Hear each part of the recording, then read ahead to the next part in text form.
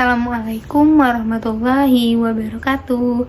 Welcome back to my YouTube channel. Balik lagi sama aku Dinda Fahmi Rahmania dari Prodi PGSD Universitas Bengkulu kelas 1C dengan NPM A1G022049. Jadi ini adalah video ke-8 aku yang akan membahas mengenai materi manajemen pendidik dan peserta didik. Nah, ini sesuai dengan mata kuliah pengelolaan pendidikan dengan dosen pengampu Bapak Dr. Muhammad Kristiawan MPD. Nah, jadi jangan lupa disimak video-video aku ya, dan jangan lupa juga like, comment, share, dan subscribe. Nah, kita langsung aja masuk ke pembahasan materinya. Nah, kita pada bab 8 ini akan membahas mengenai manajemen pendidik dan peserta didik. Nah, pada bab ini kita akan membahas dua subbab, yaitu manajemen pendidik dan manajemen peserta didik. Nah, kita langsung aja masuk ke materi yang pertama, yaitu manajemen pendidik. Nah, pada manajemen pendidik ini kita akan membahas 5 poin. Nah, poin pertama yaitu mengenai pengertian manajemen pendidik. Nah, manajemen pendidik merupakan suatu kegiatan merencanakan, mengelola, dan mengorganisasikan, mengkomunikasikan sumber daya pendidikan atau pendidik agar dapat berjalan atau melaksanakan tugas dan tanggung jawabnya secara efektif dan efisien dengan maksud tercapainya tujuan pembelajaran atau tujuan pendidikan sebagaimana yang diharapkan. Jadi itulah pengertian manajemen pendidik. Nah, kita masuk ke poin yang kedua dari manajemen pendidik ini, yaitu tugas, kewajiban, dan hak pendidik. Yang pertama yaitu tugas pendidik.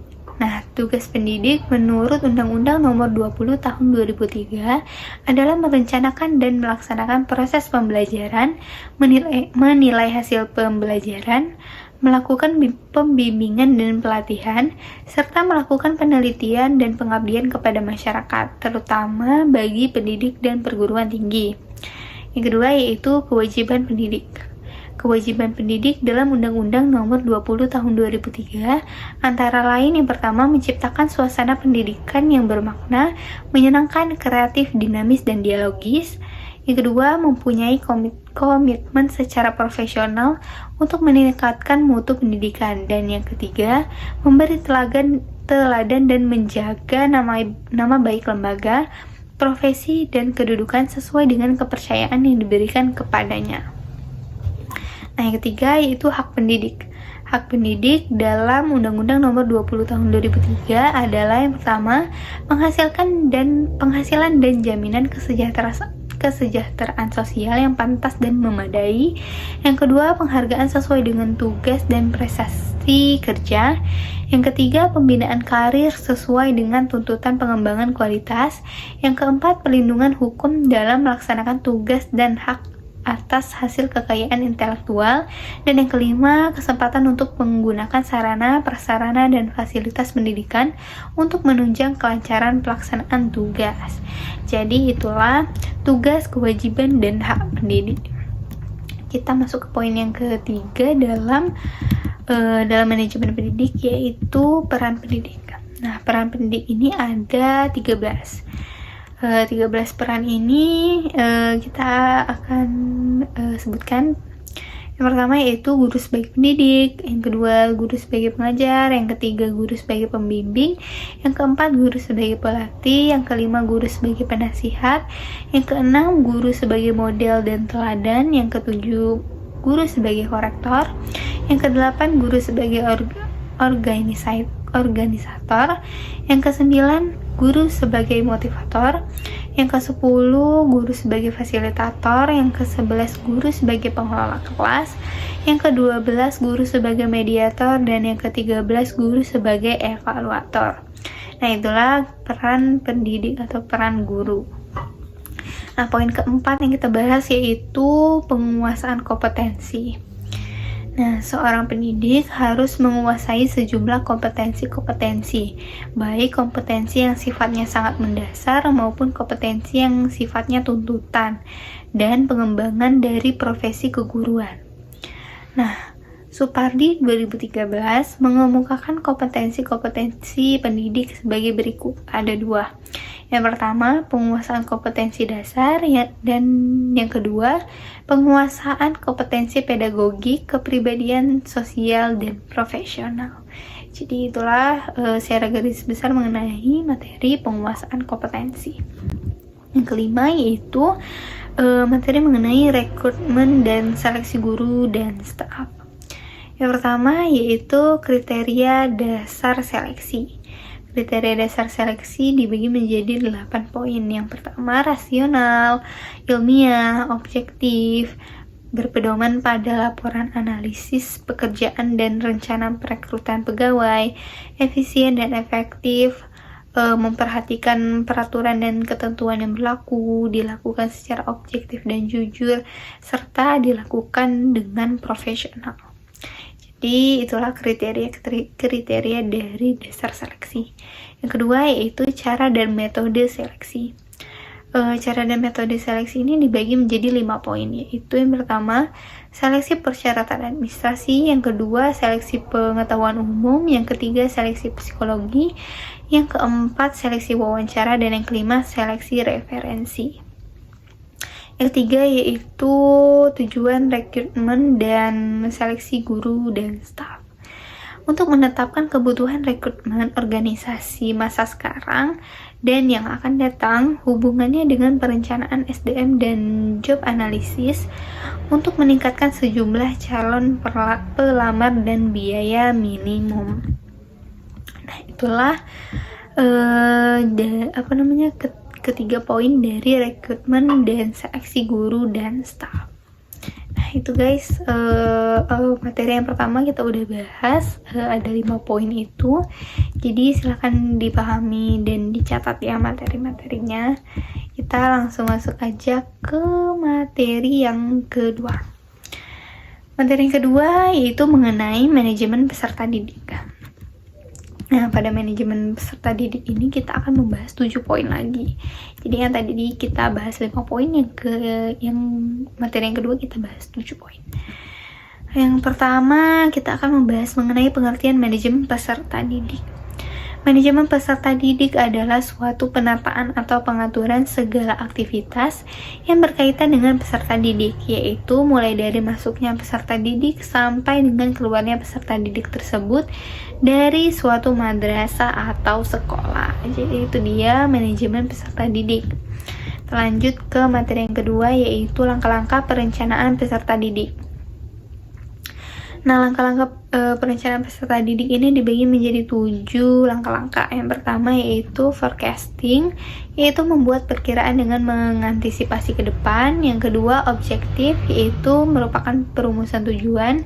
Yang ketiga polisi, yaitu kebijakan, berarti mengidentifikasi berbagai macam jenis kegiatan yang diperhitungkan untuk dapat mencapai tujuan. Yang keempat yaitu programming, merupakan seleksi atas kegiatan-kegiatan yang sudah dirumuskan pada langkah pelisai. Yang kelima yaitu prosedur, merupakan untuk merumuskan langkah-langkah secara berurutan. Yang keenam schedule, merupakan penjadwalan terhadap kegiatan-kegiatan yang sudah diprioritaskan sebagaimana pada langkah-langkah programming. Dan yang ketujuh yaitu budgeting, merupakan anggaran atau pembiayaan. Setelah langkah-langkah perencanaan peserta didik, kita langsung masuk ke materi mengenai kebijakan penerimaan peserta didik. Kebijakan operasional penerimaan peserta didik baru memuat aturan mengenai jumlah peserta didik yang dapat diterima di suatu sekolah. Penentuan mengenai jumlah peserta didik juga didasarkan atas kenyataan yang ada di sekolah atau faktor kondisional sekolah tersebut. Nah, kita lanjut ke poin yang keempat yaitu sistem penerimaan peserta didik baru. Ada 2 macam sistem yang digunakan dalam penerimaan peserta didik baru, yaitu yang pertama sistem promosi. Sistem promosi merupakan penerimaan peserta didik baru yang sebelumnya tanpa melakukan seleksi. Yang kedua yaitu sistem seleksi. Ini dapat digolongkan menjadi 3 macam. Yang pertama yaitu seleksi berdasarkan daftar nilai EPTA murni atau DANEM. Yang kedua berdasarkan penelusuran bakat, minat, dan kemampuan atau PMDK. Dan yang ketiga adalah seleksi berdasarkan tes masuk. Jadi itulah sistem penerimaan peserta didik baru. Ada dua macam sistem. Nah, yang ketiga, masuk ke poin yang ketiga yaitu kriteria penerimaan peserta didik baru.